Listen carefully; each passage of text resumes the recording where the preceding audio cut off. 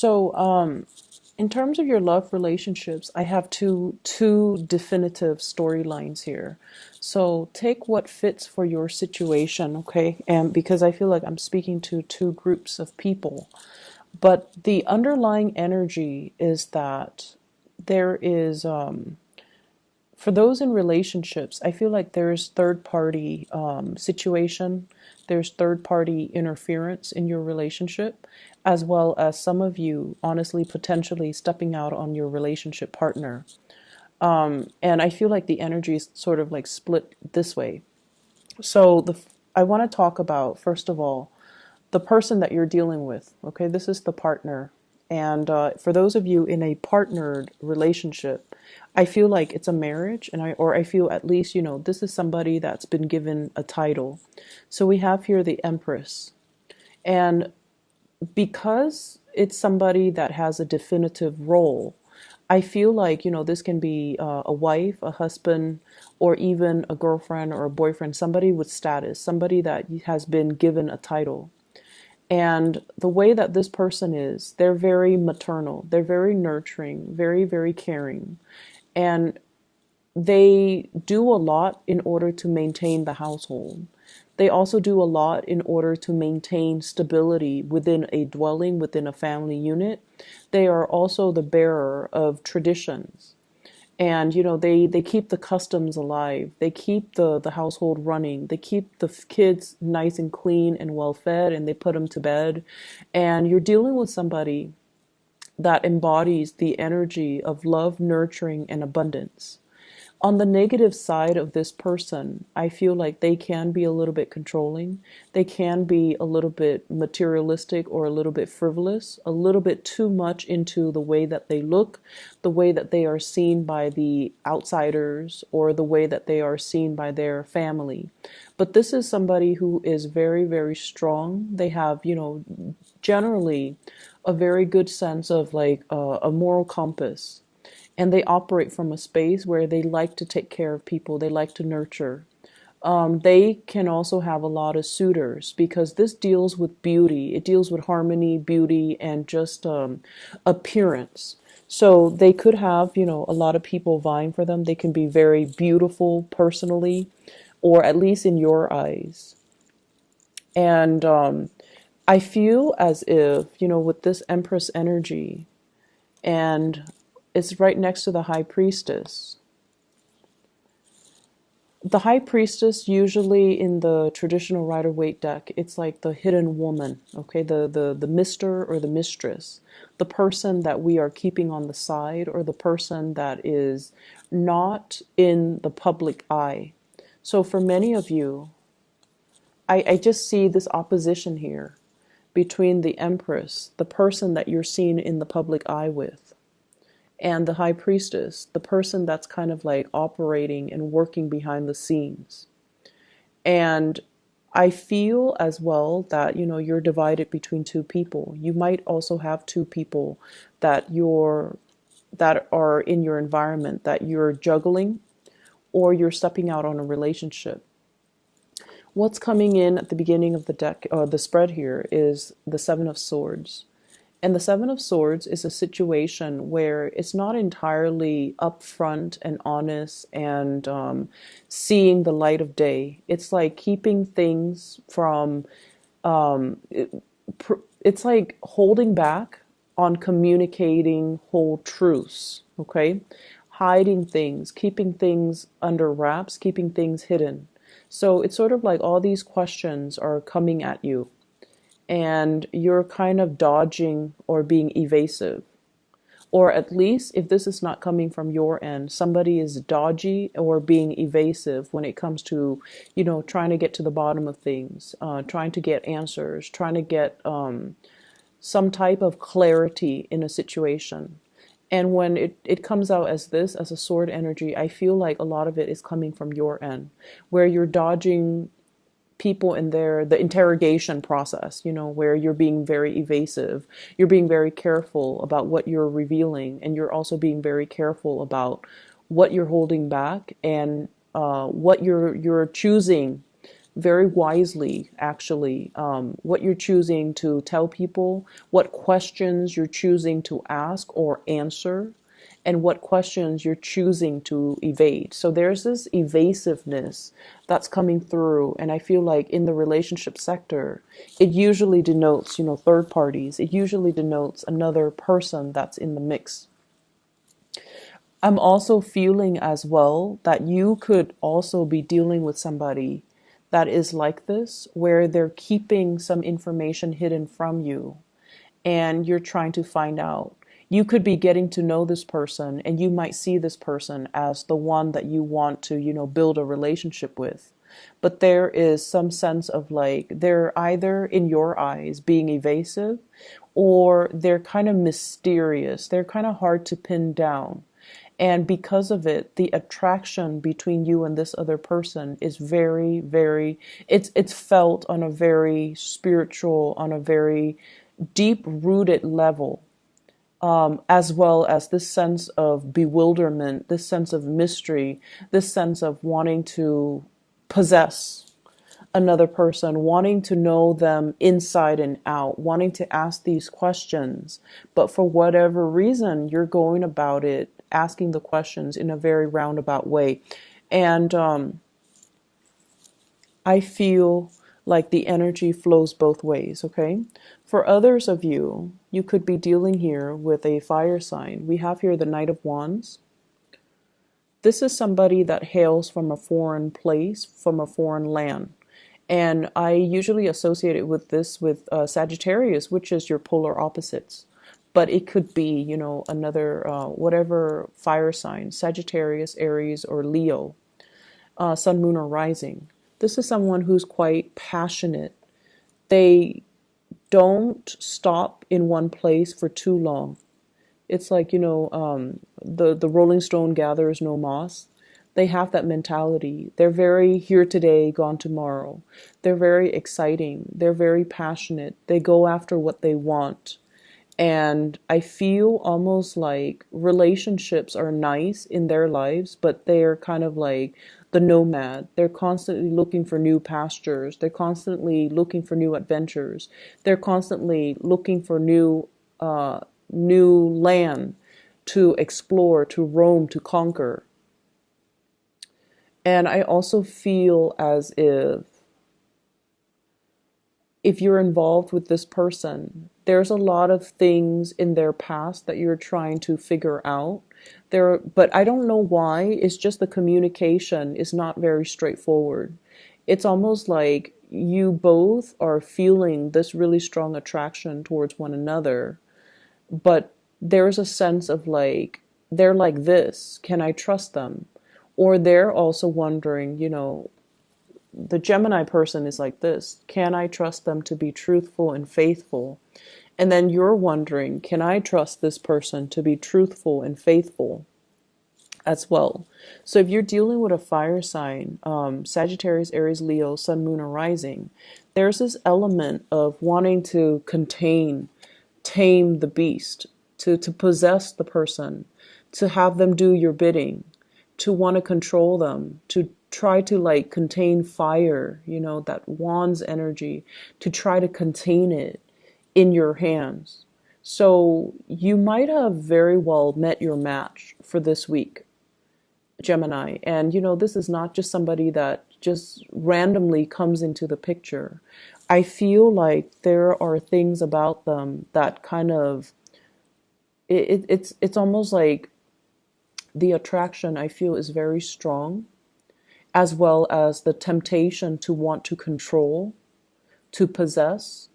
They could be very possessive towards you, and you could be likewise very possessive towards them. And I feel like there are clashes when it comes to egos. One person wants to be free. One person wants to, I'll come and go as I please. I can't be contained. And then the other person wants to possess, wants to control, wants to dictate, how the relationship is going to go. And so it's almost like in the process of trying to contain fire in your hands, You might get burned. You want to be a little bit careful if you're dealing with this character. Not that they're not a bad person, but they value their independence so much that it's going to be very difficult for you to tell them, like I see this energy. You sit where I tell you to sit. It's not that severe, not that controlling or manipulative, but I feel like it's this back and forth that you have with another person. And the back and forth, the communication though is very, very, very wavy. It's not straightforward. And so in order to deal with this type of energy, if you're dealing with somebody that you really like and you want to, build something with them, clear communication, especially if it's a fire sign, Geminis, you need to be very straightforward with your intentions. You need to communicate in a very matter of fact, blunt manner, because I feel like all fire signs really appreciate is just, they don't like cryptic messages. They're too impatient to try to figure things out. And they're too impatient to wait for you to state your intentions. So the way to deal with this is with the high priestess energy coming in the middle of the spread. It's sort of like, let's try not to hold back when it comes to communication. Let's be very clear and let's not be cryptic when we are dealing with other people. It's a general, good rule in life. But I feel like for some of you, there are just some things here with power struggles and control that's really interfering with your relationships. Okay? For others of you, it could be this fire sign that is stepping out on the relationship. There's an overall sense of mistrust between you and them. And there's an overall sense of like wanting to, they might have several options. And with the partner you're dealing with or the person that you like, they might be somebody that smells really good, that looks really good. I see a lot of flowers here, so I'm tempted to say like smell. Somebody who's very, very tactile. They could very well be, extremely beautiful, handsome. They take care of themselves. They're on a pedestal. They're just kind of like floating up there. So it's like you at least put them on a pedestal and you feel like they're too good to be true. You want to possess. You want to bring them back down to earth. Or likewise, somebody could be doing this to you. But I just feel as if it's an energy of like freedom versus commitment. And it's an expansive energy as well that deals with, it's stirring up some insecurities from both parties. And as a result of it, I feel that it can be very challenging when it stirs up our insecurity and when we feel like we can't communicate properly. We feel very rattled by the other person whenever we're around them, and we can't really gauge their intentions, or we can't really gauge what we're about to do, or they're coming so fast and so they're coming on so fast and so strong that you wonder, do they do this with everybody? Am I just, one of their groupies? Am I just one of the person that's following their lead, or do they actually have a specific place in their heart for me? So I feel like it's stirring up some anxieties as well as some insecurities within you. It's exciting. It's very exciting, but it's also very topsy-turvy. And so what you decide to do, I feel, is that you need to take control of the situation and you need to have some type of clear and straightforward communication. So rather than, keeping them at bay and potentially driving them away, if you really like them, you want to have some type of a mutual understanding, agreement, consensus, or at least, allow them to kind of just understand where you're coming from. Because I feel an energy of like, you can leave, just go, I don't need you. But deep down, you do need them. You want them to come back, but you want to play it off. You want to appear aloof. And so I feel like there is some there are a lot of cues, things that are lost in translations. There are also a lot of miscommunication as well that needs to be worked out. I don't feel like it's getting resolved, but it needs to definitely be worked out in this spread, okay? At least for this week. So if this sounds like the situation you're in, where it's not third party, but there are fears of third parties, then you need to kind of just, open up that channel of communication if you are dealing with a third party. I feel like your intuition is leading you on the right path towards kind of freeing yourself and not being it's like, that being wrapped around somebody's fingers and feeling like they've got you pinned down. You can't go, even though you want to go off with somebody else. It feels like that to me. Moving on to other areas of your life here, this is pretty much serving as your spiritual advice. And what I feel overall is you are going to be playing mediator this week, okay? And I see some issues when it comes overall here to dealing with people, giving advice to people, being kind of like the onlooker in a conflictual situation. So for many of you, you might be, you might work as a therapist. You might play therapist for family members. You might play therapist for friends. You might be as well playing therapists for coworkers who are not getting along, who are competing with one another, who are working at cross purposes with one another, who are not communicating very well.